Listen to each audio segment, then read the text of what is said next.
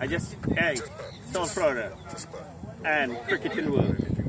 I have a pleasure to introduce this young man, 95 years old Mr. Montague. I met him about 15 to 16 years ago, coming out in John Prince Park and feeling for us and coming and bat with us. But he's 95 years old and he still supports us in South Florida and in West Palm cricket. And every Sunday, if he's available, he comes. And this is one gentleman I want people to understand that if you could grow up to be like him, so gentle, so kind, so honest with your feelings when he's telling you, come here, you're a spinner, why you try to bowl fast? Do you understand? That is how you talk, and he's honest about it. So I just want to let him explain his life and his career in cricket and overall. And I will say, I will call him Pops. And I'm worried when I don't see him. So Pops, take it from here. Yeah. I started when I was 16 years old playing with the big men. Go ahead, come in.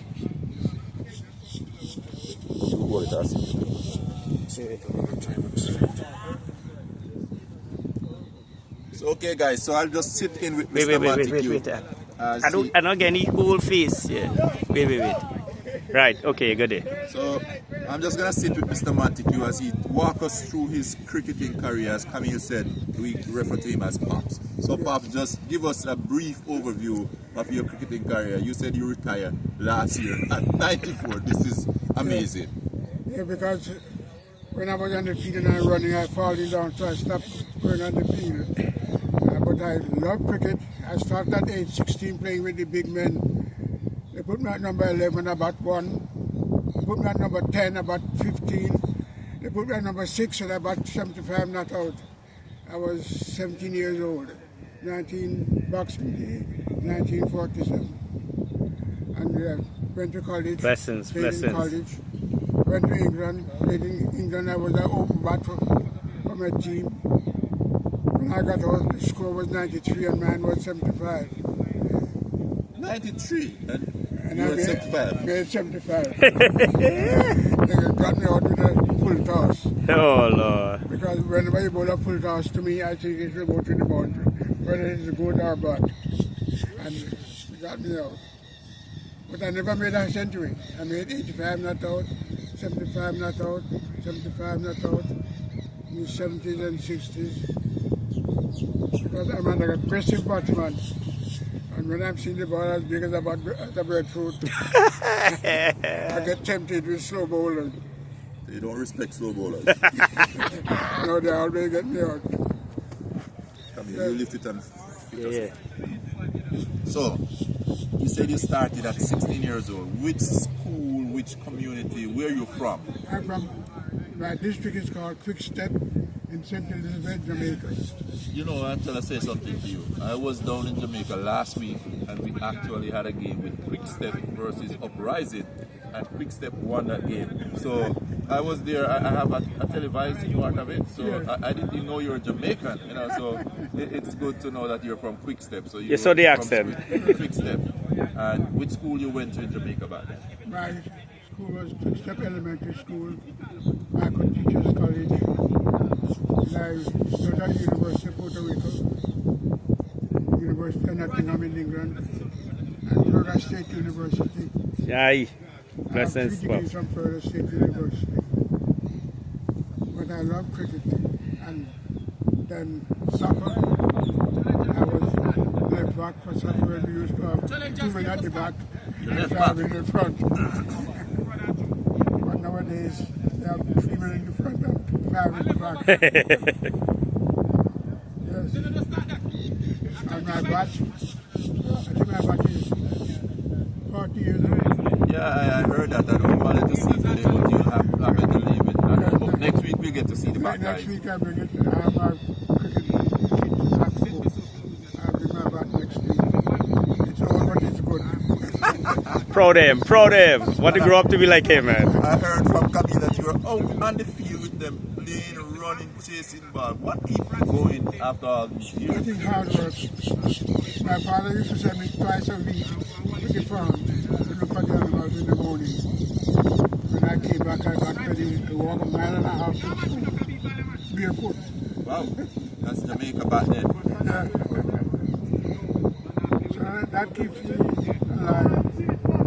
My mother's father is Irish, and he died at 102. So I hope I reach 100. Oh, Pops, You're gonna get there easy. Pops, easy. We can't. We'll miss you, but I know I expect you to outlive me. This is what you bring to me, right? All right. Another thing. Living to 95, you still look young as a 60-year-old person and so forth. Is there anything special that you do? You know, I know you exercise, so I equate longevity to diet, exercise, you know, stress-free, and as I say, Yeah, I walk. I used to walk 1 hour, 3 to 4 times a morning. But one day I was walking at 10 o'clock and I walked too fast and I started falling down. So I cut down to 30 minutes. And now I'm lazy. Sometimes I don't walk at all. so you walk. How about your diet? Oh, my diet is okay. I don't drink. And I like root beer. If I have to drink, then I take rum and coke. Wow. Oh, we'll bring some here next week. But the thing is, we can't bring it to not here because he can't drive it. We had to call my Uber. yeah. No, it's only a toast, right? Yeah. You're not going to drink your own toast.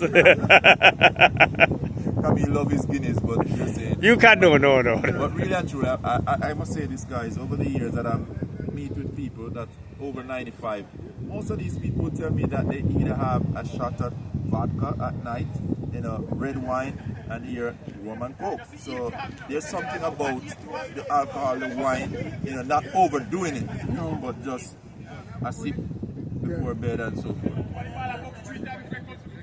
Yeah, no, I'll say something to her. Since I met him and talking to him, and I understand. Every time I see him, Bro, we want to hear you, Camille. Get in there. the first time I met him, and every time I talk to him, he always comes from church. So that means he's very strong in his faith. And when you're strong in your faith, everything is possible. So that's one thing he gave me. He didn't say be this, be that, but be strong in your faith and believe in it. And every time I met him, Pops, where you come from? He just come from church. And he's strong at that. So that's one thing I'll say here. If you're strong in your faith and you believe, things happen.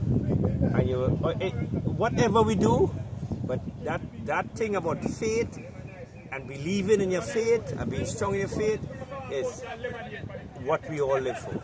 All right, Daddy. So tell us about your spirituality. You know, it seems like Camille just told us that you're a church man. You go to church. Yeah, I go to church. I was at a school teacher from 1947 in the Bahamas. I was Sunday school superintendent for 17 years, and I was member of the vestry. But after I came over here, I just took it easy. Seems like you have traveled the world. Huh? You're Barbados, you're England. Yeah. Yes, I live in Jamaica, Bahamas, England. I spent almost 30 years in the Bahamas. Oh. And you're in the educational system. And I'm a teacher, retired teacher. I was principal from 1961 January. And when I moved over here, I retired. Which school did you principal in Barbados? In Bahamas? in Waterkey School, and in Jamaica, Jacks Hill, Rio Bueno, and Nakalva Vocational School. Wow, so you trained some of those agricultural Yes, I was students? at agricultural school. I was vice principal there. And then I left and went to the Bahamas. And I was at Hawksbill High from 73 to 95. I retired in 95. So you retired from your professional career in 1995, but from your cricketing career last year. Last year. and probably if you didn't have a fall, you probably would be still on the field with Camille. I would still be. All right, guys, so I'm not going to stress out Mr. Montague here. It was a pleasure learning a little about his lifestyle in terms of his cricket, his love and his passion for the game, and also his career path that he had chosen, a teacher, a mentor, a man who loved the game of cricket, a man who is a people person, as Camille just said to you. He is always here. He referred to him as Pops, and once we refer to someone as Pops, that simply means we take them as a father, and it's the love of a father to a son, and we really appreciate him. I've seen him several times, at the cricket game. He's always following the cricket. This is the first time I've really take a minute to talk to him, but to hear that he had just retired from cricket, the last year, and he still traveled with his bat, which, guys, next time around we're gonna see that bat, and he's just a jovial person. We love him here. We like the support that he gives to the Palm Beach team. He's always out here with us, So, Mr. Montague, any last word you want to say, any encouragement for the youths of today? Well, first, we have to believe in God. And next, enjoy the cricket. Have a nice time. Thank you. Thank you very much, Mr. Montague. You're from Southfield? I'm from Beach? It's close by, as you go to, I say, going up to Junction, Cheapside, and go up, it's an area called Melson, but not much people know it. So you have Red Bank, you have Rosal within that area, close to Southfield, Top Hill area. So on the south side. Because my grandfather is from Round Hill. Okay, Round Hill, yeah. We know all those areas. So thank you very much for your time, Mr. Montague. You're welcome, sir. Thank you.